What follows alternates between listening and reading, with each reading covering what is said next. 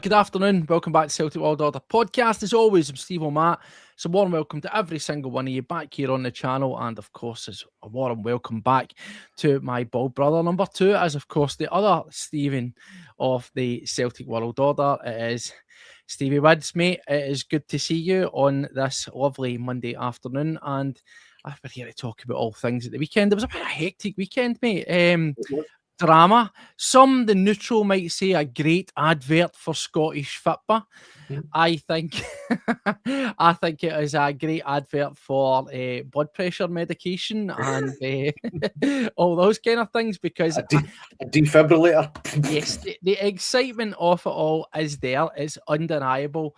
But by God, we can't keep doing this. It can't. Maybe I now know why Joe Muvka wasn't put in the past 2 squads. It's more to just look after his poor wee heart, because we know he's got a problem there. And by the way, if my heart's racing, if your heart's racing, if everybody else is out there, then God knows what it'd be like for that man that was trying to play. So maybe that explains it away. But nonetheless, we get the points done, no matter how it comes about. We do it. We put on a wee bit of pressure. We see results elsewhere. And I think it's safe to say, mate, this is a proper 3-way title scrap. So with your calm down a day after the event, roughly, how do you feel, mate? Yeah, I was proper buzzing at about 4 o'clock yesterday. Doldrums, I'll be honest, in the doldrums at 3 o'clock.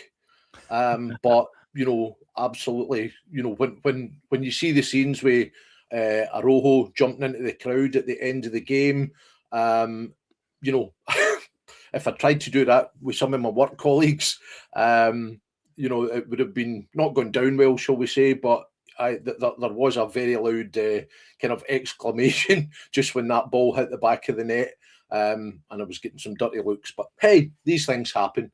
Every workplace has got some Rangers fans. It came round the other way when the next game to be shown. When it finished, and yeah, as you say, we're now into a proper 3-way scrap. And again, the thing for us yesterday, as we mentioned before, when we did the kind of preview of the game, was 3 points and up the road. Yep. It was vital. That was it. The brief was simple, wasn't it, mate? Yeah.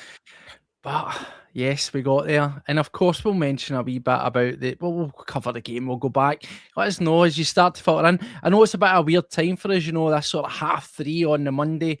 We obviously didn't go out there at the weekend yesterday. And of course, tonight, myself and Paddy will be throwing the arrows. So I had to take the opportunity as and when we could do it. As you can see, I'm back in the sort of wee home office space. So the back is dying down. Thank God for painkillers. I might be a little bit sort of woozy at points here, but I will do my best. And I've got about 500 pills under me, but we're ready to go and ready to talk about it. And I think that was all the medication I needed yesterday, mate. Getting the points done and taking it home, putting a wee bit of pressure on elsewhere. But yes, look, it is a 100% bona fide scrap. Now, the table, we'll talk about it. I have my sort of thoughts on how I would have liked that one to go. But I just want to start off before we go into the ins and outs of it all. You can see it on the tagline: unrelenting, unbelievable. But is it unsustainable, Stevie? That's the thing that I want to ask you. Now, Paddy's coming in with it, and I'll bring it up. That's what champions do. We get it over the line, and I love that. I do love that bit of sentiment. I think that's something that we have been able to say for many seasons over the past, God knows how long, decades now. But it feels different this time round. And I will say that only a man of Martin Neill's ilk and experience could drag Celtic kicking and screaming over broken glass on their stomachs back into a title fight twice in one season. Only Martin Neill could do that, and by God, we are grateful for it. But with that in mind yesterday, I'm sure you've all seen this. Late league winners, Luke McCowan against St Mirren, 87 minutes. Ian Atchell, 90+6 at Kelly as well. That was a nice wee mirroring of the score there. Maeda Murrell, 90+2. Cal McGregor, St Mirren, 90+5. Tierney against Aberdeen, 88 minutes. Oxlade Chamberlain, 90+2. And of course, Araujo yesterday, deep in that 96, going 97 minutes. We'll take it, but with the fight of the title pretty much wide open, with teams arguably looking a wee bit better, surely, is this unsustainable? Is it, mate? Can this keep going on? Given that I'm a wee bit older than you, Steve-O, just slightly, I remember Martin O'Neill's first tenure at Celtic, and again, it was that mentality of you play to that final whistle. You know, there was many games back, you know, when being honest, he had a much better squad. But then again, a lot of our opposition had much better squads. And we really had to dig out results well into time added on, even back then. So it seems to be, as much as we love to say it, it's the Martin way. Yeah. You know, he does just keep his team of that mindset as you play and you play and you play until that final whistle goes. If we're a couple of goals ahead, brilliant, but there shouldn't be any let up and let an opposition back in. So, you know, absolutely, you know, it's definitely the kind of, as I say, the Martin mindset that says, you know, until that final whistle blows, you keep playing and you put teams away. You get those winners, you know, and then, as Paddy says, you grind out results. And at the end of the season, you know, it'll all work out as we all hope it should do. Well, we'll see that now. I just want to bring up, as I said, we'll talk through the game, of course we will. And I've got my concerns, I says, about this. You know, we need to, I've spoke to many friends, I've spoke to work colleagues, I spoke to family, and it's amazing the sort of mix of opinions you get on it. There's a lot of keeping the faith and always believe, and I'm getting that off when my mate said, Georgie's constantly, Steve, you need to just believe. And I'm like, oh, honestly, believe me, I am believing, I'm hoping, I'm crossing everything. I just feel that I will take these wins as they come.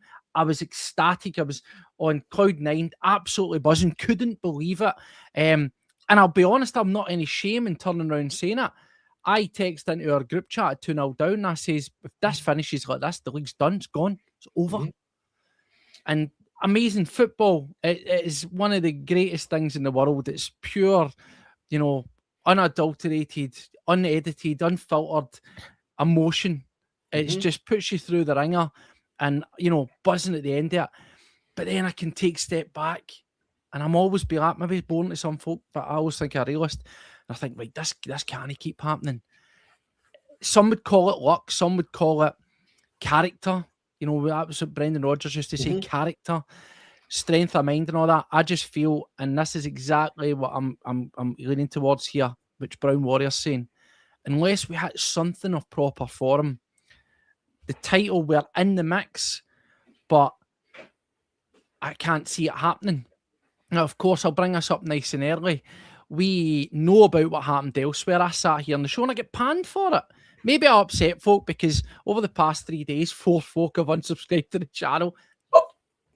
Upsetting, said nobody anyway. I hope I did make them unsubscribe, because you're not going to get any bullshit here. I'm going to sit here and tell you how it goes.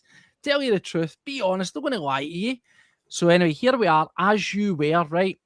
I don't need to tell you, but I'll give my thoughts on it. I said I would have rather Hearts won. A draw would have been the optimum result, but I would have rather have seen Hearts win. Why? Because they would have been a healthy 9 points ahead of Rangers, who would have stayed in 51. They would have stayed on 52, and they would have sat there 8 points behind. They'd been 8 points behind. Celtic would have leapfrogged over. And then we'd have our game in hand, and there would have been a nice, healthy, something of a buffer there. This is far too tight to call now. 2 points in it, even goal difference between the two of them. We obviously need to start getting some goals behind us. The game in hand will come into play, but it just makes everything that more tense, that more harder. And as many folk have said, and I've believed as well. I was happy for Hearts to stay ahead because I see those results that happened to them yesterday coming. I see the cracks and the stress as it gets into, as you call, the championship rounds really starting to wear at them at an optimum time when we could be playing them, beat them, go over ahead of them, but still have a buffer between us, between Rangers and between Hearts and Rangers. That's how I wanted it to be. Now, maybe it's my paranoia, maybe it's my tinfoil hat, mate. It's so nip and tuck that, see, if you thought that there were some wild decisions and things not getting given in particular games, conspiracy all you want, you are going to see it a lot more now. And particularly when we look further ahead and we look at that game at Ibrox, that's a 6-pointer, it's a 9-pointer. It could be literally quite make or break. Mm-hmm. And my mind, my belief levels will only change at the end of that game. We've still got to negotiate Hibs. That's tough in itself. Mm-hmm. But I feel if Celtic were to draw or win in that game, my belief levels will start to go up. And I think belief levels in the team will start to go up. And I think, yes, we push on and we drag ourselves over the line. If Celtic don't win that game, and I know I'm looking well ahead, and I've got to look at the one in front of me before that, including the game in Europe, I still don't think Celtic win the title. I'm sorry to say it, mate. I'm sorry to be so negative at this point. I'll just be honest. No, that's the thing, Steve. As we always say, every podcast we come on, we're not journos. We are just a group of fans who are looking outside in, and we can only give you our honest opinion. Okay. For me personally, we have 12 games left. Yesterday was 3 points, the same 3 points that you would have got out of playing any of the teams in the bottom 6. I do understand what you're saying. You don't want to lose points to your closest rivals. So, there are many different ways of looking at it, and there's no one perspective that is totally right. Okay, you say we would rather all be close together. There are going to be games as we get closer and closer where silly points are going to be dropped. I've said before, I don't see any of the top 4 going between now and the end of the season totally undefeated or dropping points. That's not going to happen. What I don't want to happen is that the points that we drop are against Livingston or Kilmarnock or teams. If we go and we drop a point or 2 points to Rangers, if we draw at Ibrox, okay, we're no less off. We're no worse off. Worse off. If we go and we win, it puts out a statement, but we've still got to play them again after the split. So yes, as long as we are still there or thereabouts, I think there's still too many games to be all doom and gloom at the moment. As I say, that's my perspective.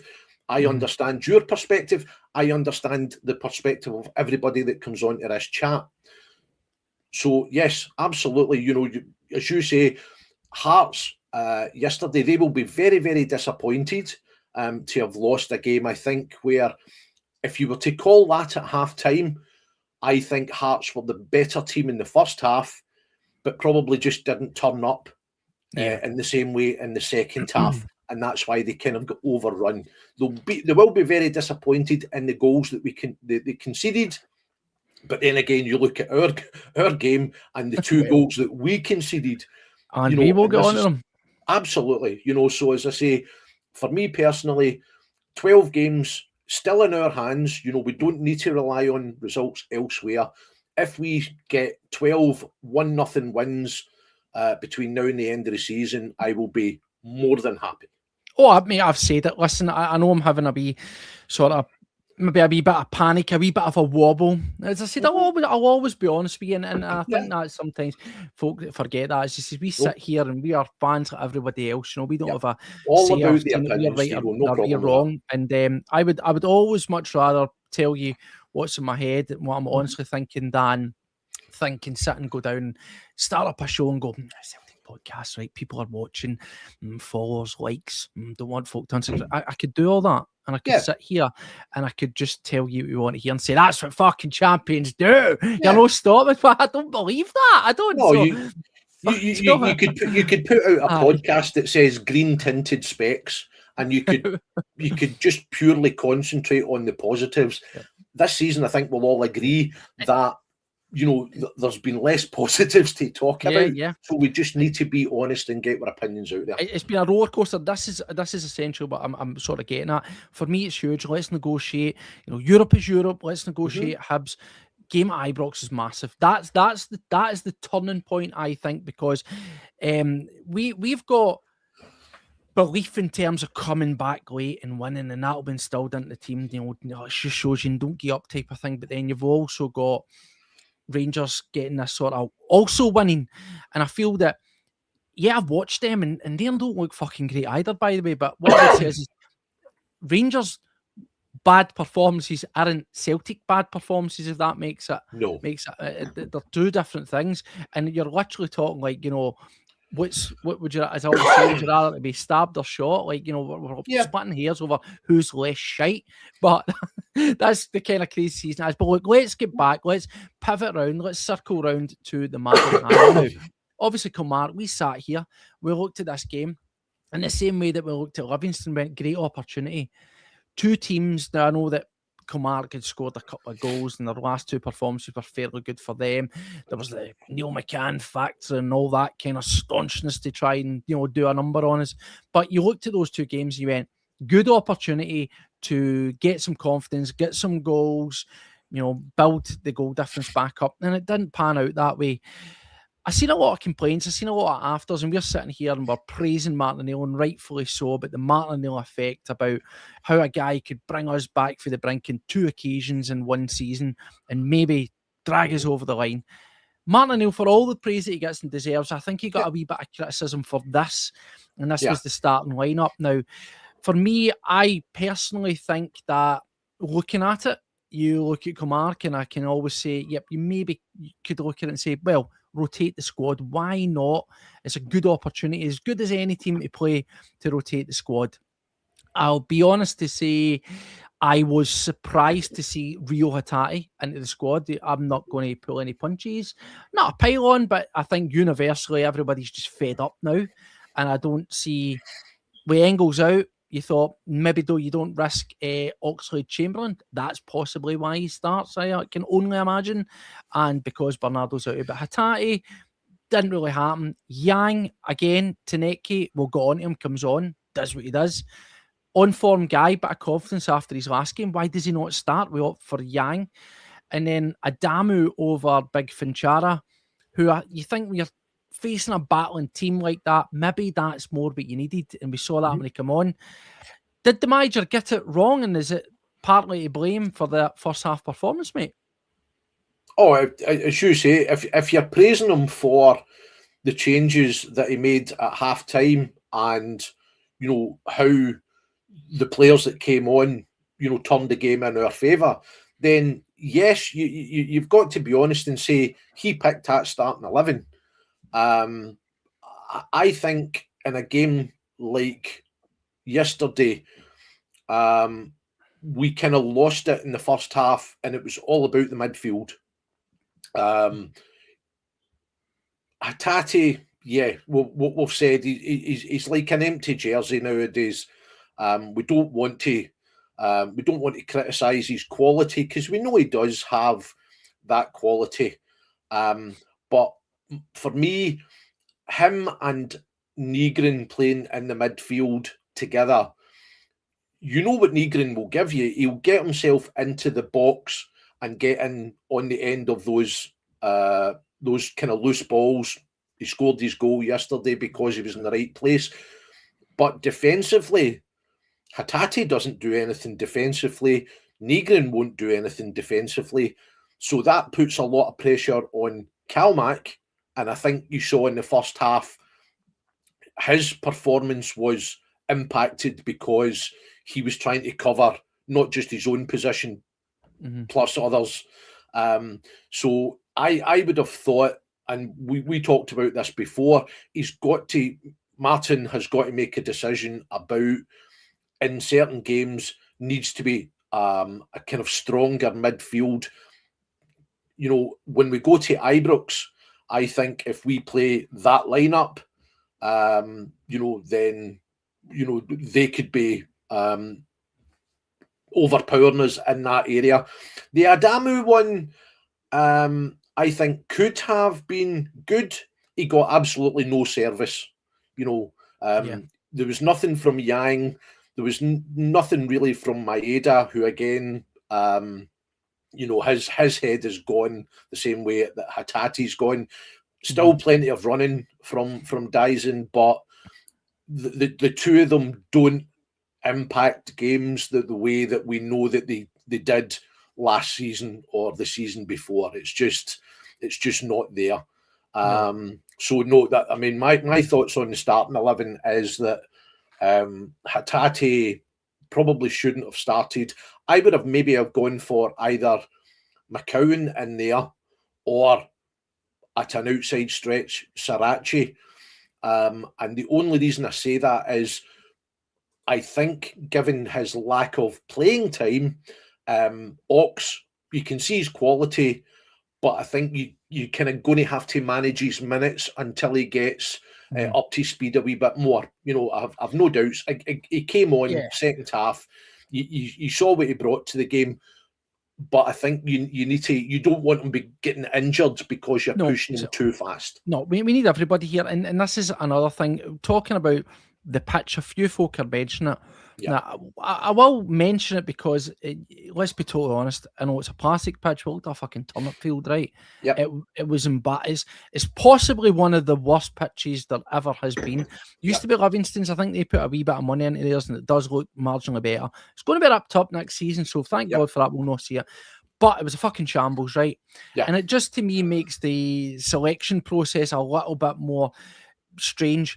Yeah. Talking about Oxlade-Chamberlain, talking about the plastic pitch, you're maybe saying he doesn't play on it for that reason. One, not up to speed. Two, the risk factor. Yep. Maybe that's why Sarachi doesn't play, because he's just coming back for injury. You know, it's a toss-up between Tierney and him for historically having issues, but you don't want to risk guys like that. But Tierney's more fit, he's been playing, so you put him on it. So maybe that's why Sarachi doesn't come into it. Yeah. But the selection that I was found peculiar, as I say, is Taneki on a bit of form, doesn't get the nod. He comes on and makes impact. That's great. That's what we need. Adamu, he's a quick guy that wants to run in behind.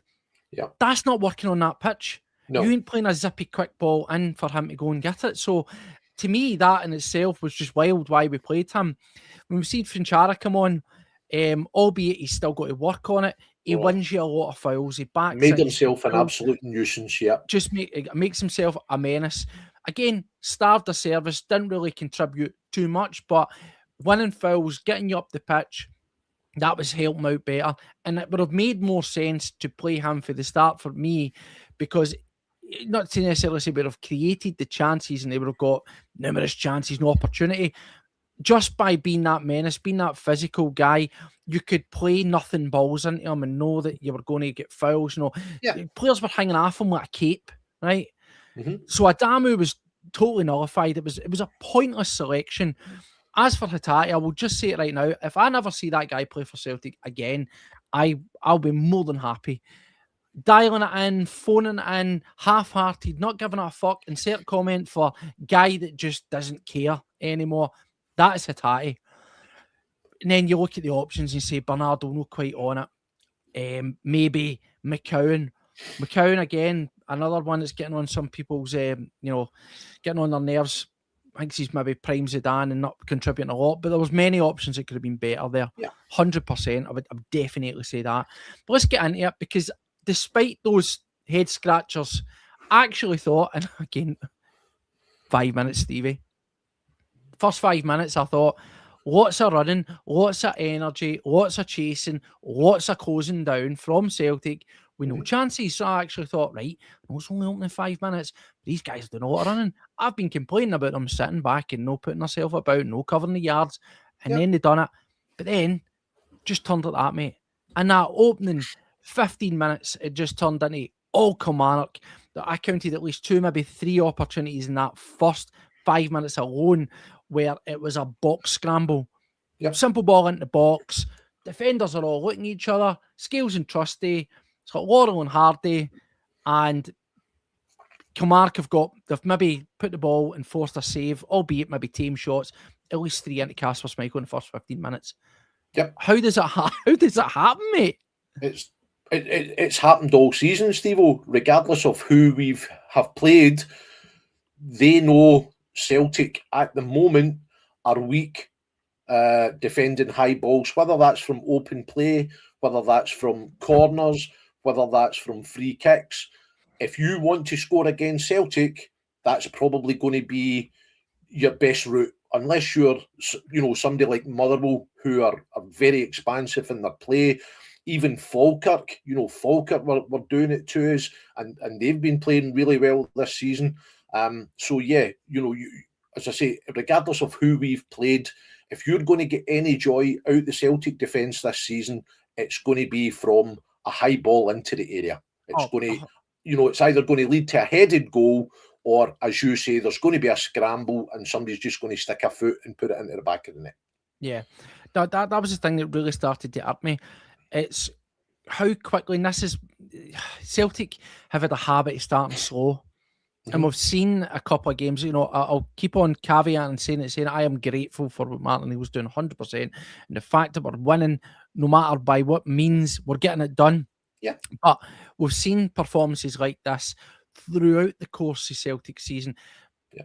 Even with Brendan Rodgers, Wilfred Nancy was just a fucking mess, start to finish. Didn't matter how you started or how you finished, It was shite.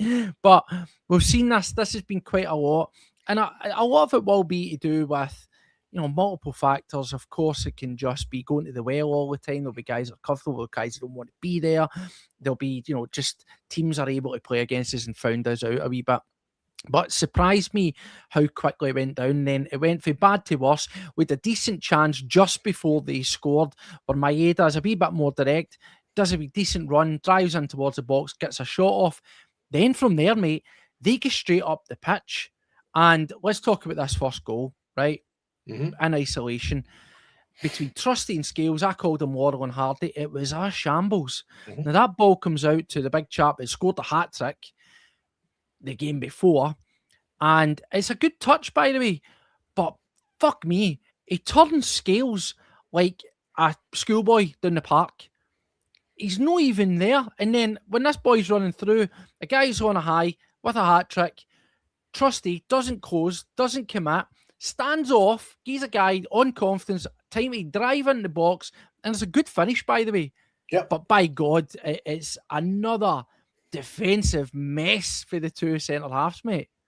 Yeah, I mean, I think when the ball first comes into the area, I can't remember the actual run of play, but it looks to take a kind of bounce off of Trusty's shin or something like that, and kind of falls back into the Kilmarnock player's path.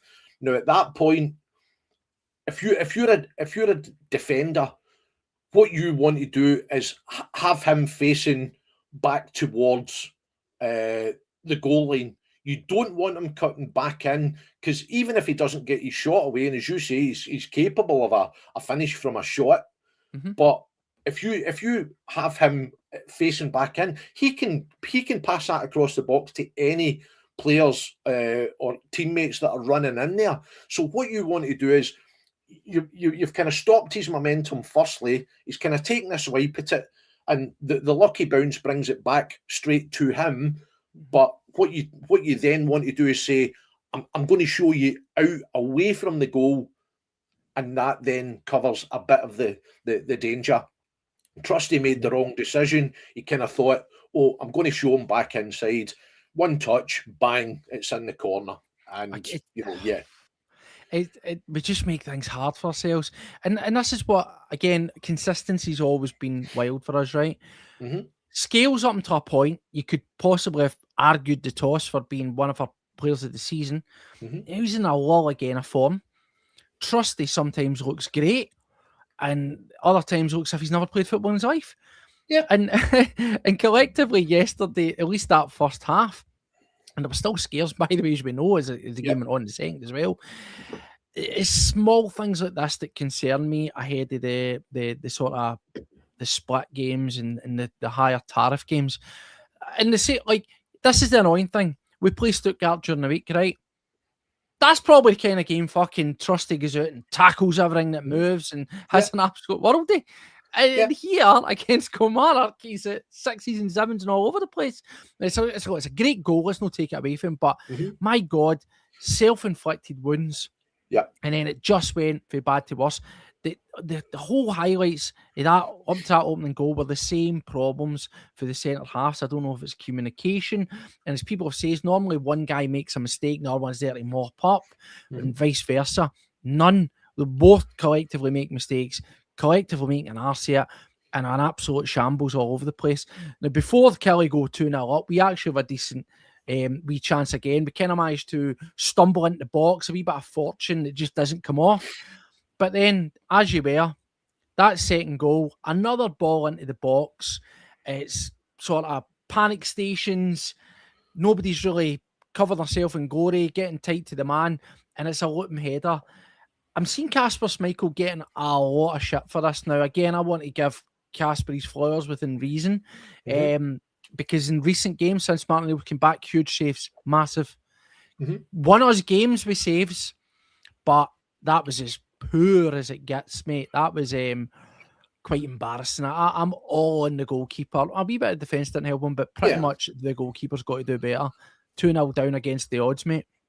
I'm going to stick up for Kasper a wee bit, just a wee bit here, because I think he is let down by the guy gets away from Liam Scales. Now, when the ball is out wide, Liam knows, he has a look. If you watch the footage, he has a look and he sees where's the guy is.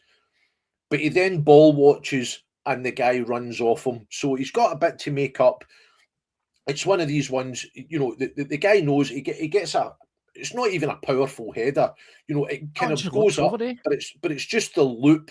And at that point, Pat's just hit it right on the head. Kasper was so flat-footed that he's then thinking, if the guy's going to head it, I think he's assuming that the guy's going to try and head it down the way.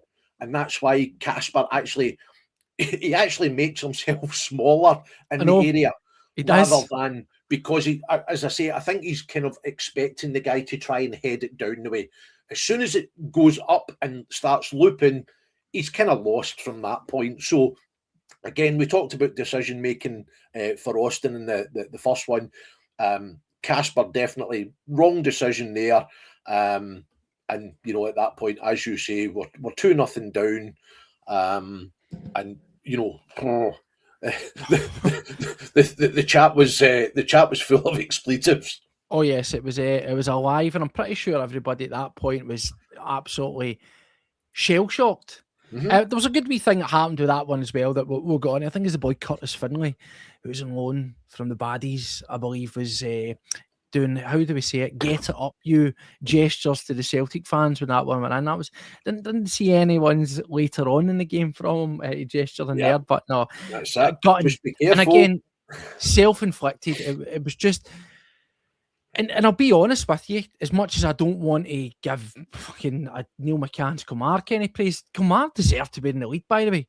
Oh, yeah. Celtic did not do themselves any favours in that first half, and rightfully so. We get through to half-time. Worth noting, other than that, we have maybe one or two sort of chances to nothing. Negrin has a decent wee drive and puts it by the post, but we get to half-time, and you've got to say the changes that needed made were made, and it was incredibly brave for Martin Neill. I thought it was very, very brave the way that he goes. He makes a raft of changes. I think it's absolutely safe to say that probably realised they were a wee bit toothless.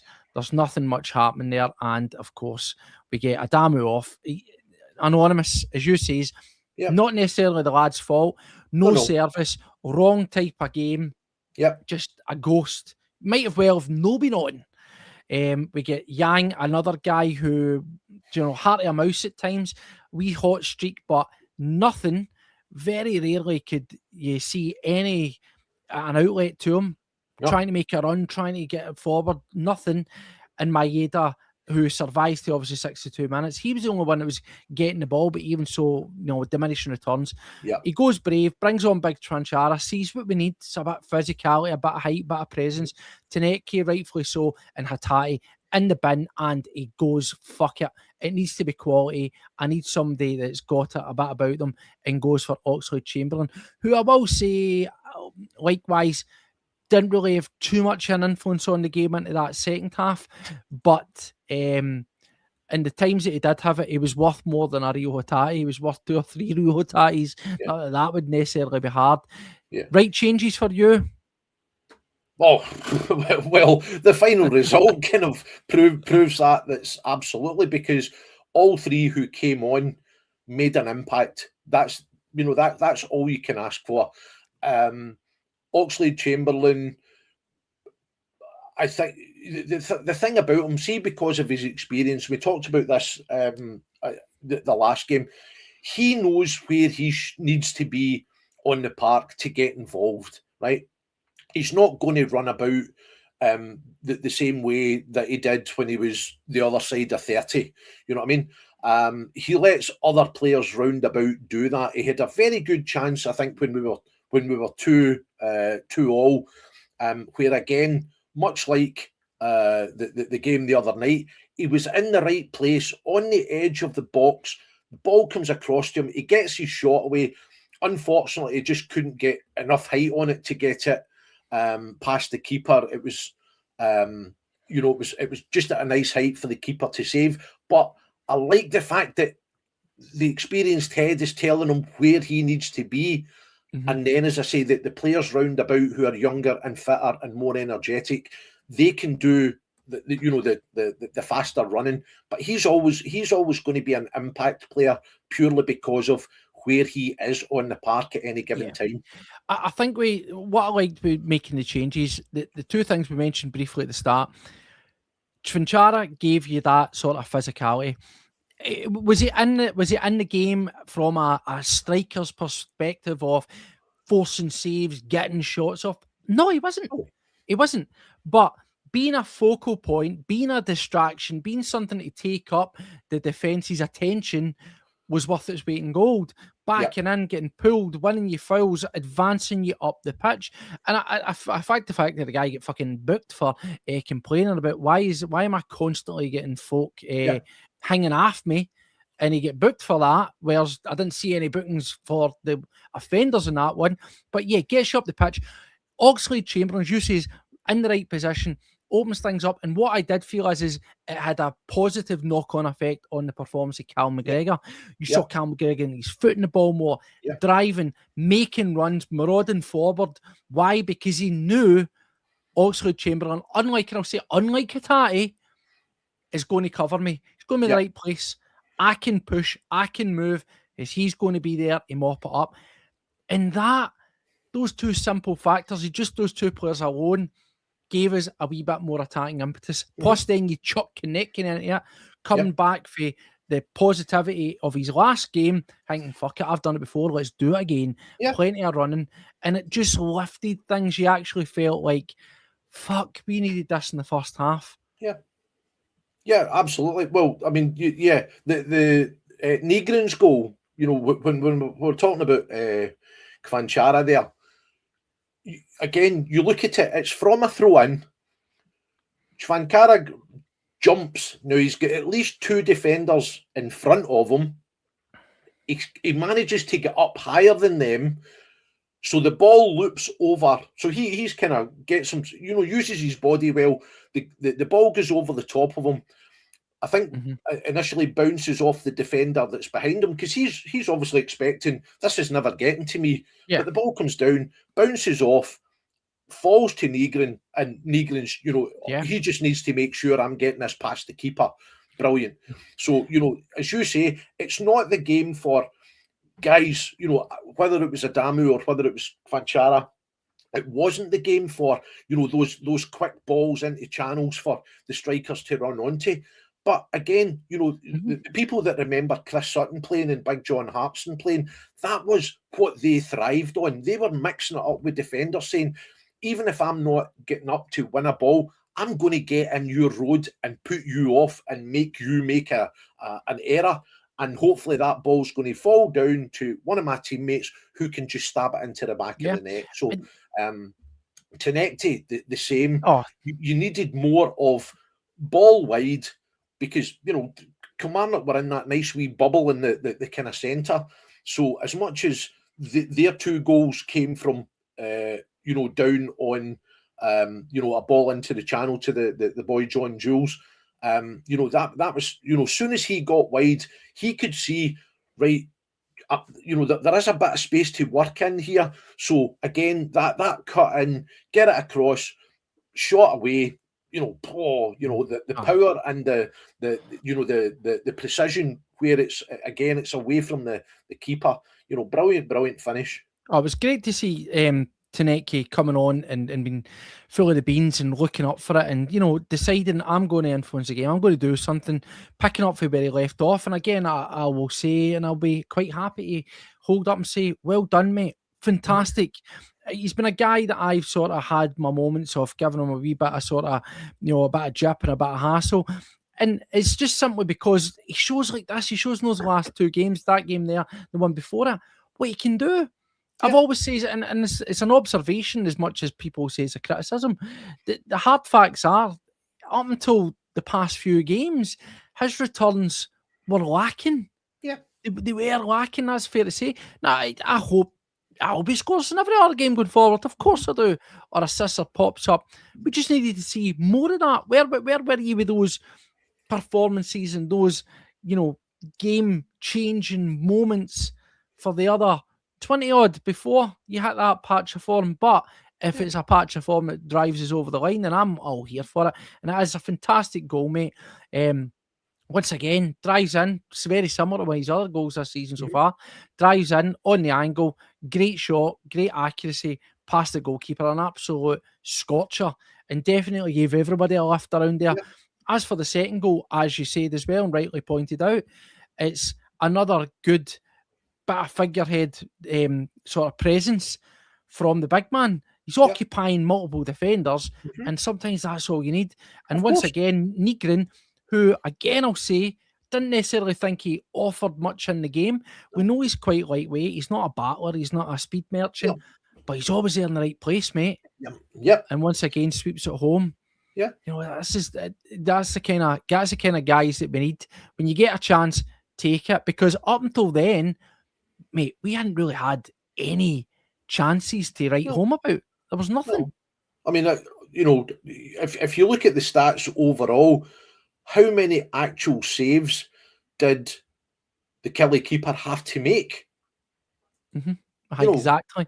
That, again, you can look at stats and you can make stats tell whatever story you want them to make, but at the end of the day, you have to say, I don't think that you could say he made 3 kind of 1-on-1 saves in the entire match. So how we would love to be sitting here saying, oh yeah, we won that game 3-2, and every goal that we scored was similar to Seb's. It wasn't. Sometimes you're going to score, like absolutely dreadful looking goals, but at the end of the day, you only care that you've scored them. Yeah.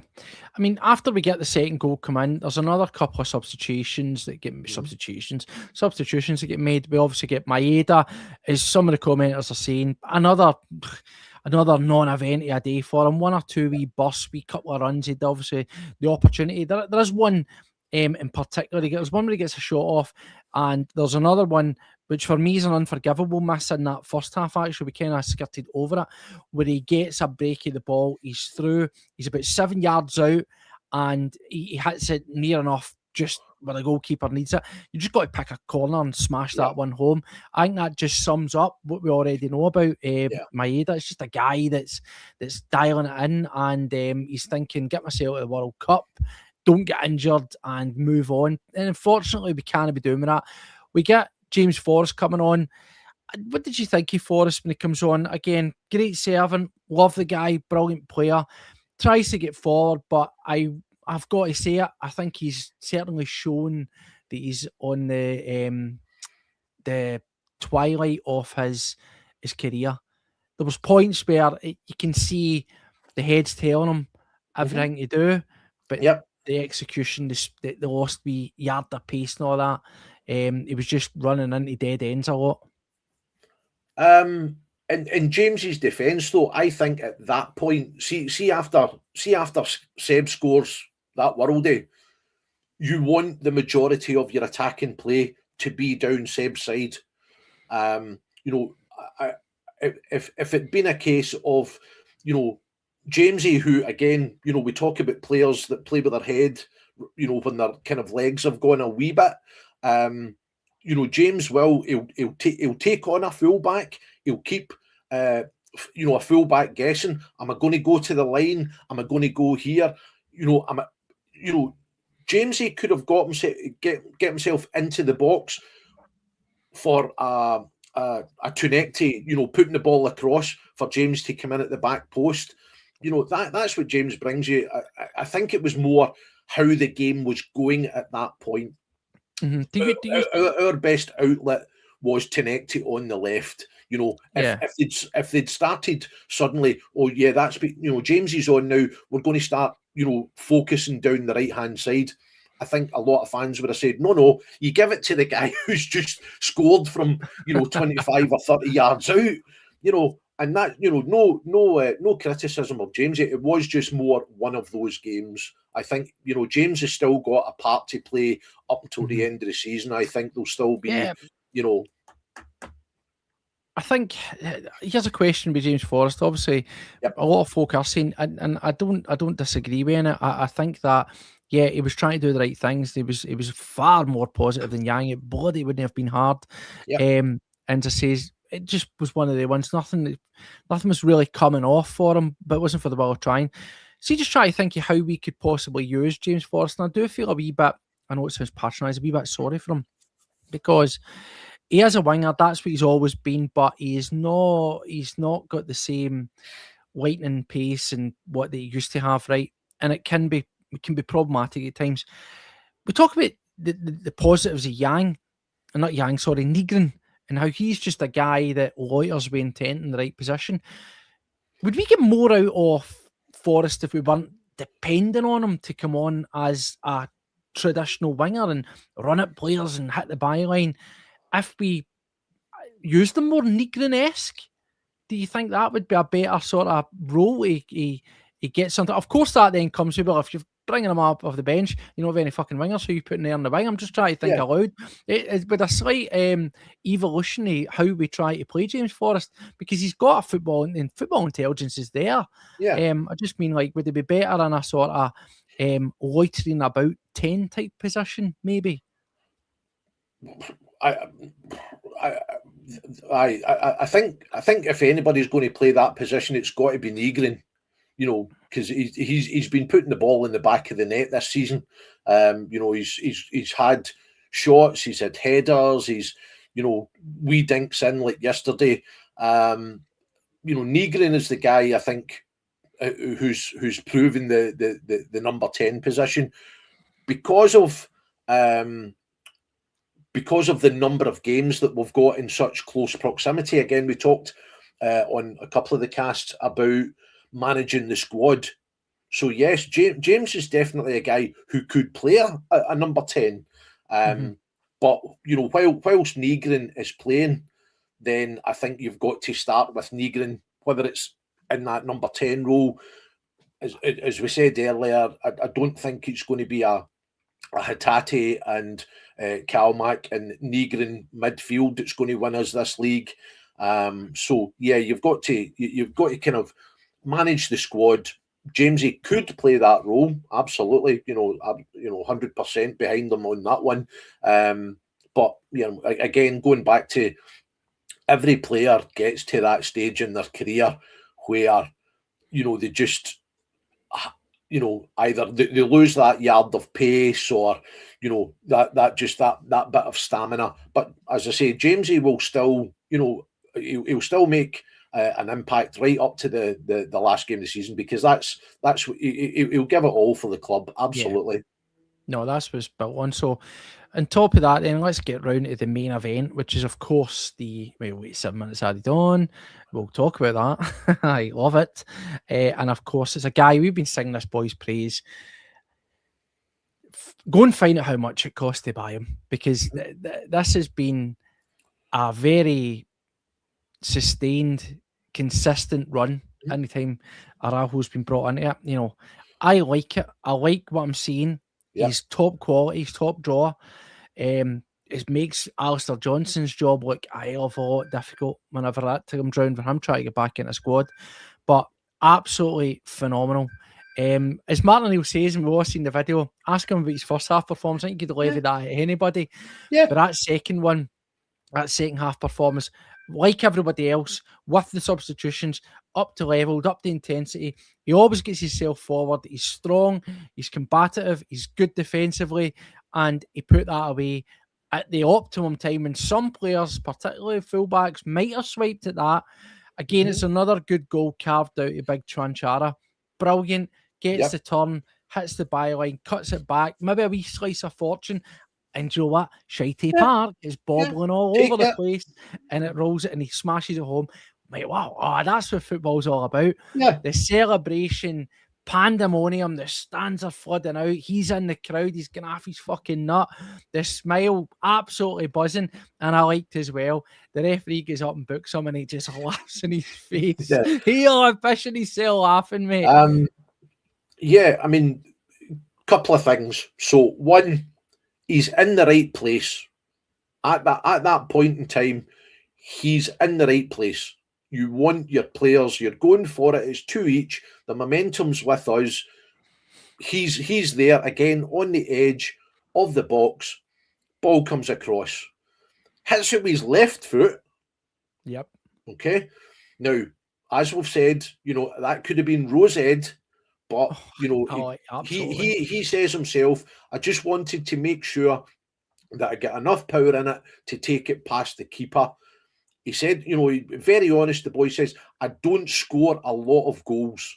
Oh, right? What a goal to score. But what a goal to score, absolutely. You know, so you can see why he's buzzing. He says, you know, because you don't score a lot of goals, these kind of moments, especially that kind of goal to win a game, you know, same with Ox, you can just see, oh, brilliant, you know, right into the crowd, celebrating the, you know, absolutely, you know, plaudits for the boy. As I say, you know, his efforts up to this point in the season, he's definitely come up here and taken the opportunity.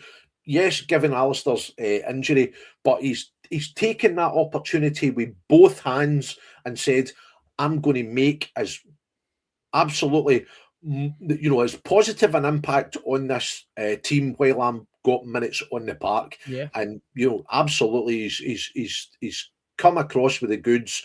You know, the goal, not just the goal, but his performances overall have definitely, you know, put our sights on him. And yes, if we had any kind of recruitment department, we would be saying, we need to get him signed up. We need to go and say, right, what sort of price are we talking here?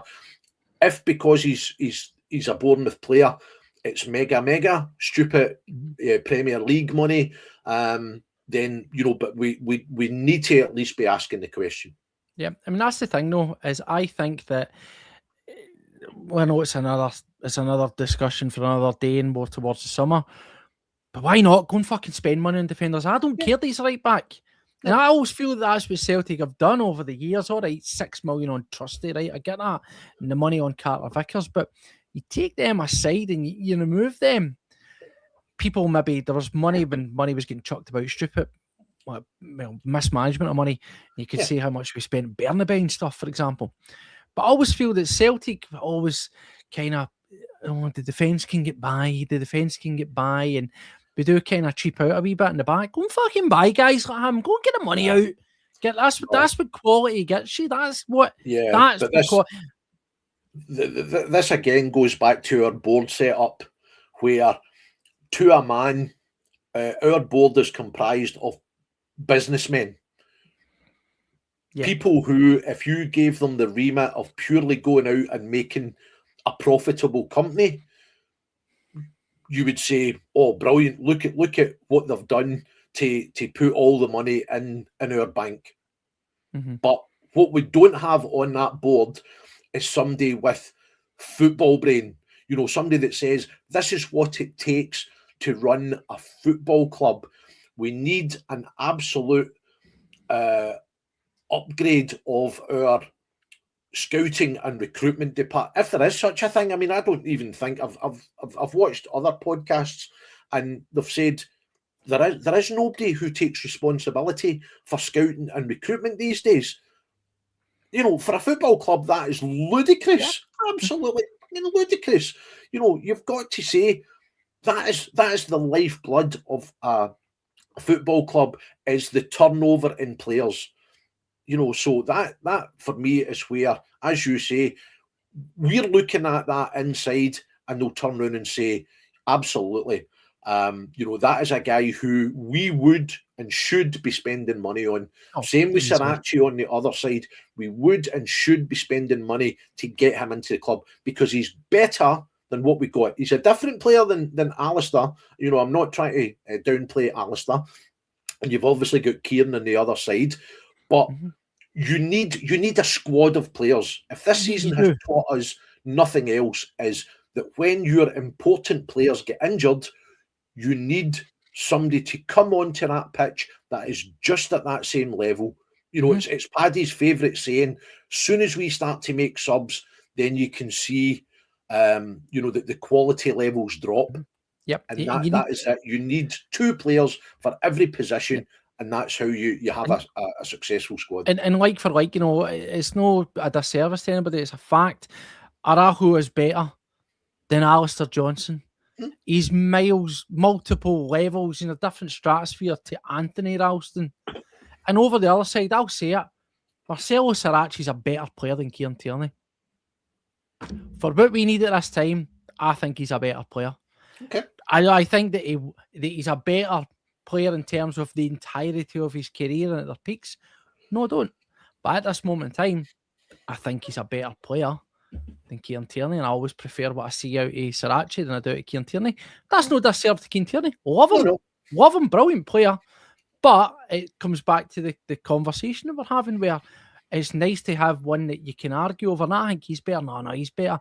Yeah. Previously, it's just Kieran Tierney's good because the rest of them are shite. That's what it was. Or, you know, or it was a bad Greg Taylor was the best because the rest of them were shite, right? Yeah. So it's nice to have these wee conversations. Or who do you want playing it right back? You know, Anthony Ralston or Colby Donovan. You know, again, no disservice to either of them, but could we and should we be, you know, having better on the park? Arojo has proven that. Absolutely. Yep. The quality needs to be there, but we get the points. We get it over the line. It's absolutely phenomenal. Buzzing. Great way to send those fans back up the road, and it puts a wee bit of pressure on. Obviously, we know the way that game pans out. Let's not labour it. It is what it is. But two other things that were brought in that I thought were absolutely Snyder, and I want your thoughts on it.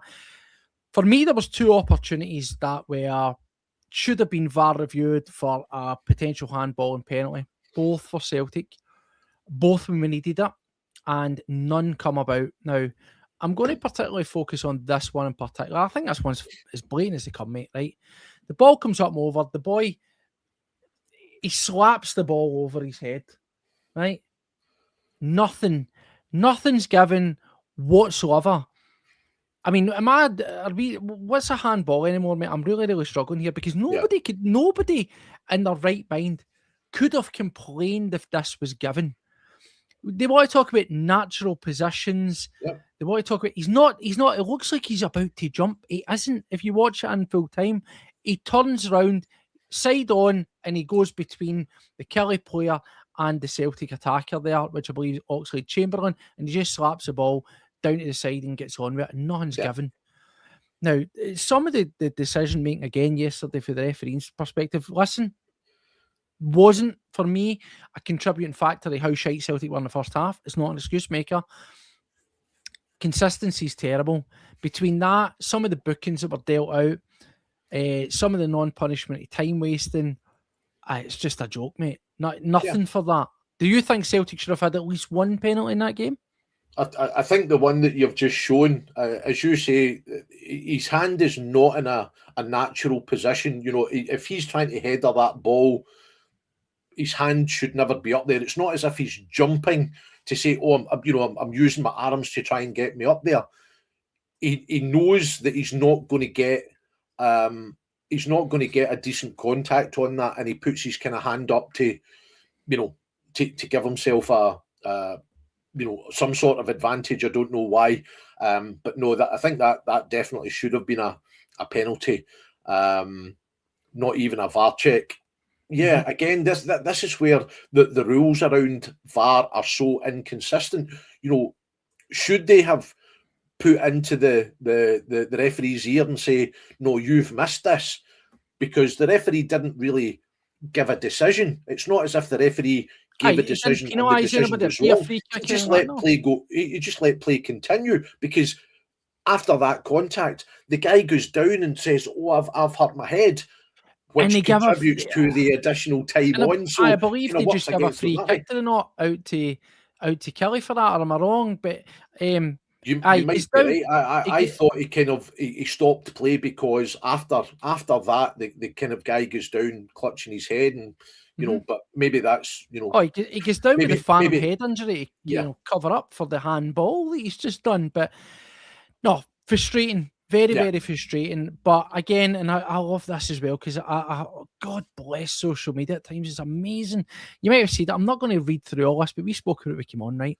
Yep. So you'll have all seen this 20-minute Tims. I don't know if they put this together, but you've all heard the interview, right? It's brilliant, isn't it? You hear the interview with Tareki and Araujo, and in the background you can just hear I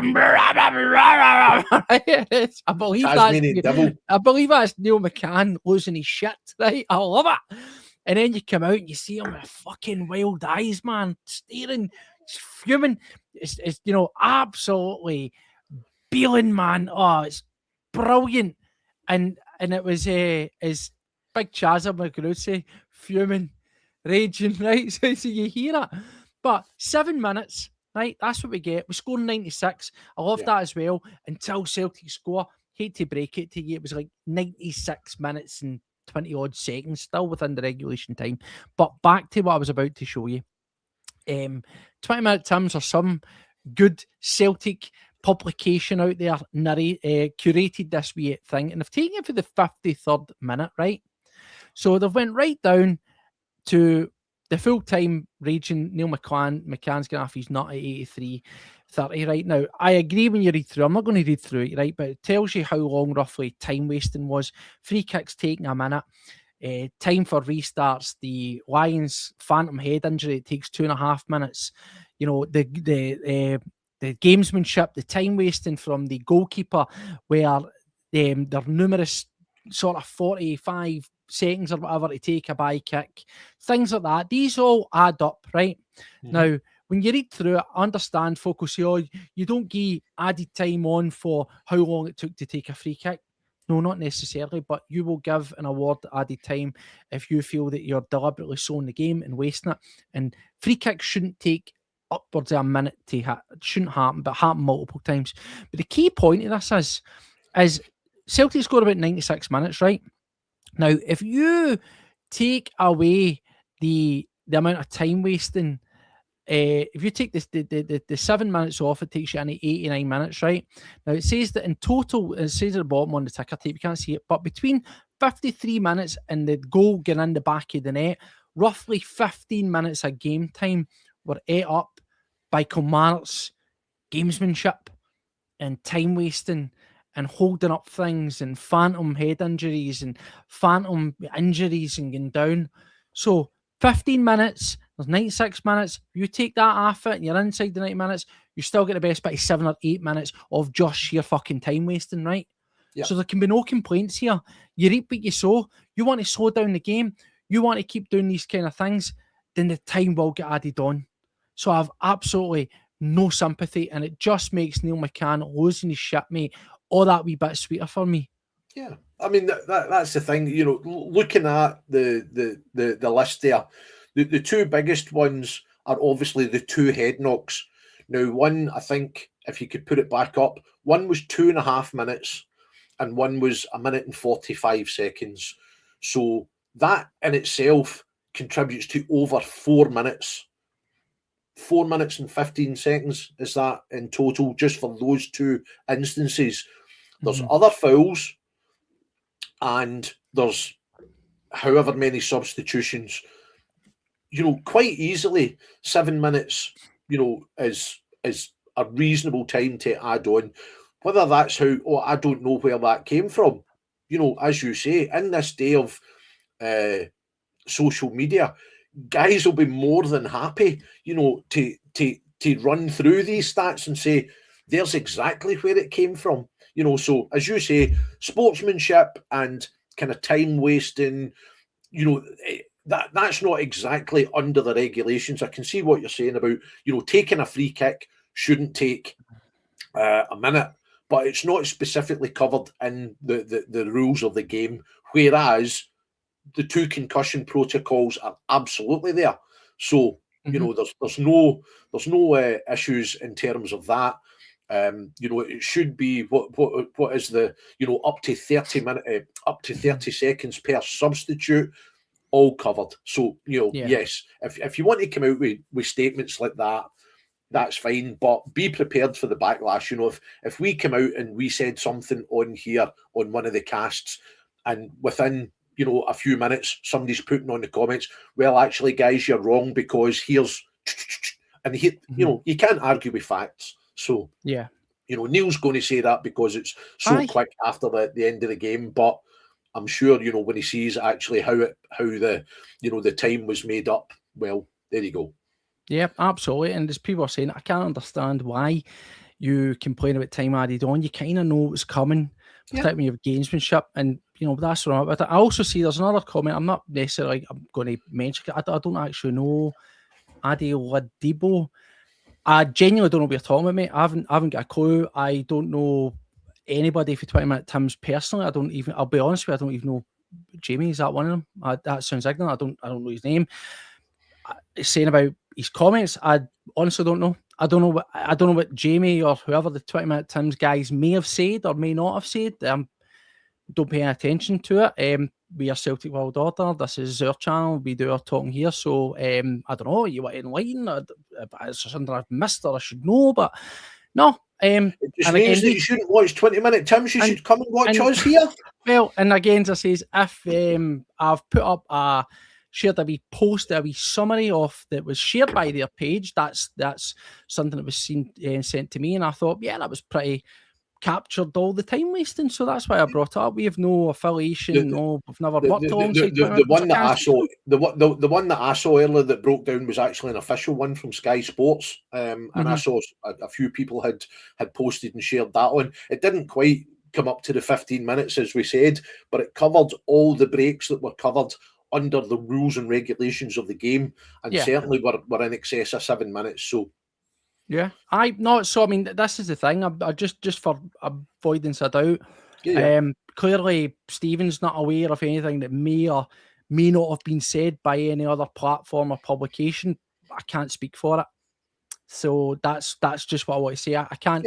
We don't speak for any other platform or any other podcaster or content creator or whatever you want to call it. So I'm totally unawares of anything that's there. So I can't and won't comment on something I don't know about. So there you go. Some will say you sit and talk about the football and you know nothing about that and all, but that's another argument.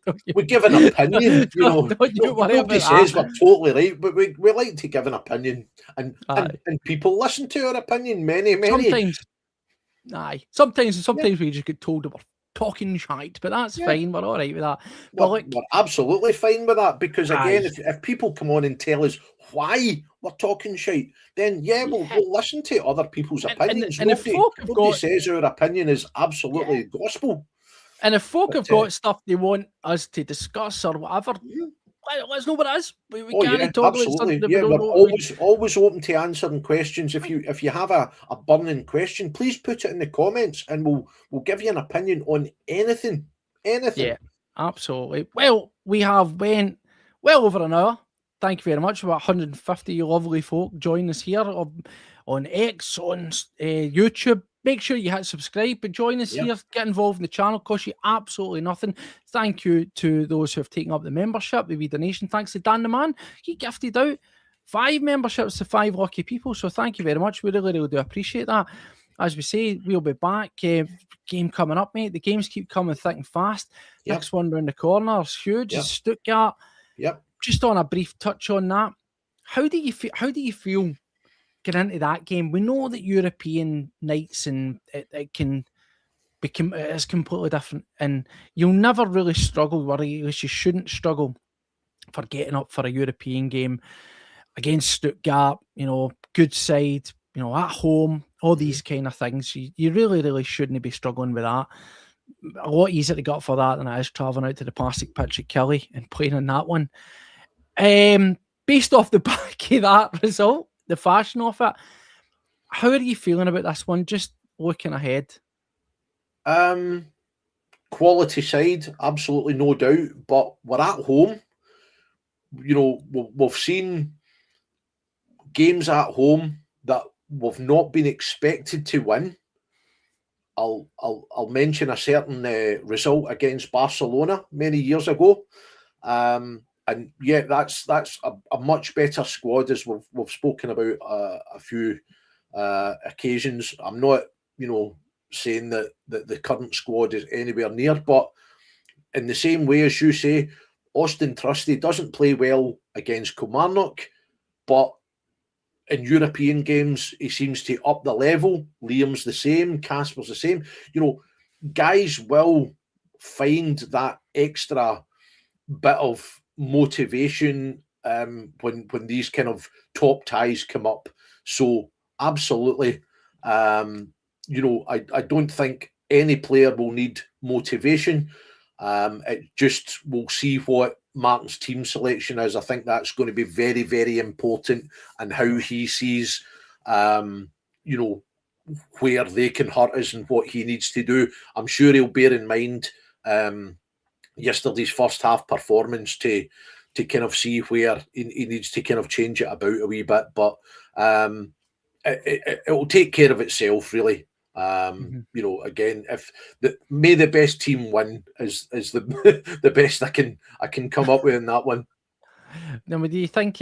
Obviously, we do want to give a good account of ourselves in Europe. Every game's important, of course, as we certainly don't want to lose, and it maybe as some would say a distraction. I think that's fair to say. That's no disrespect. It's another game in a hectic schedule of a real high standard that's really, really going to test us. It's going to put a lot of mileage on these already weary legs of some of these players. And I can understand then with Hibs at the weekend, that's arguably the bigger of the two games. Let's not kid ourselves on, it is.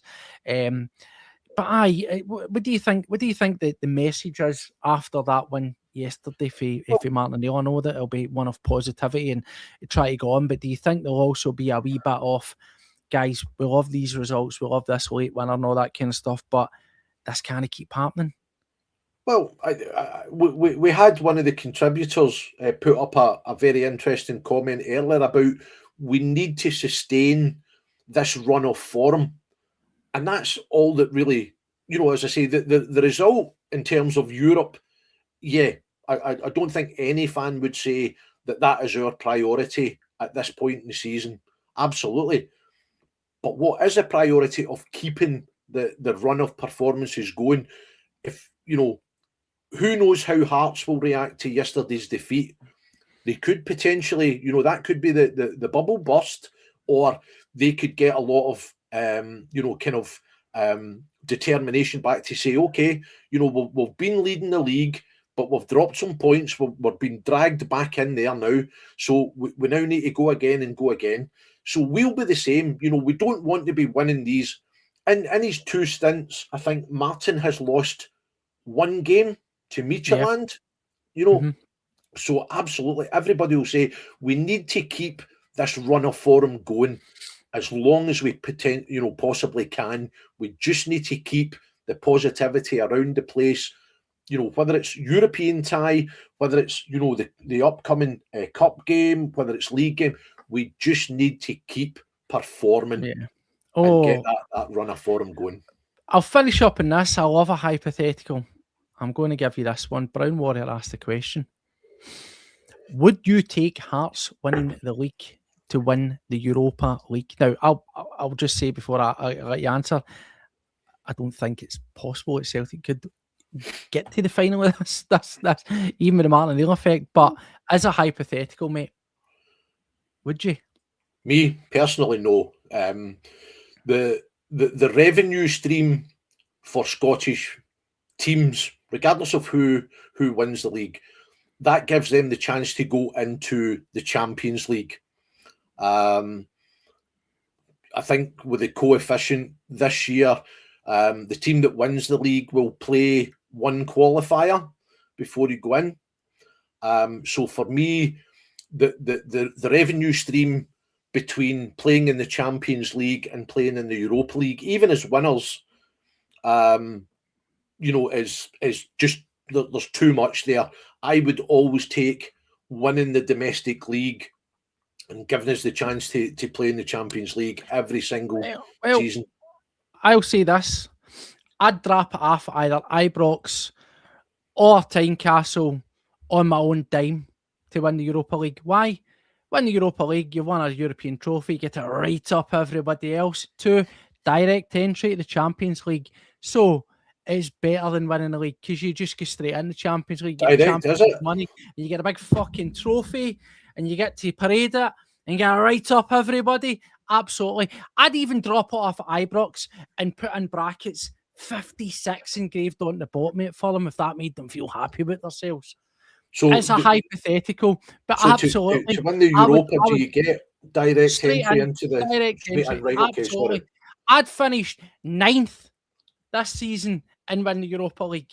Right, okay. I would dodge relegation and win the Europa League this season. So 100%.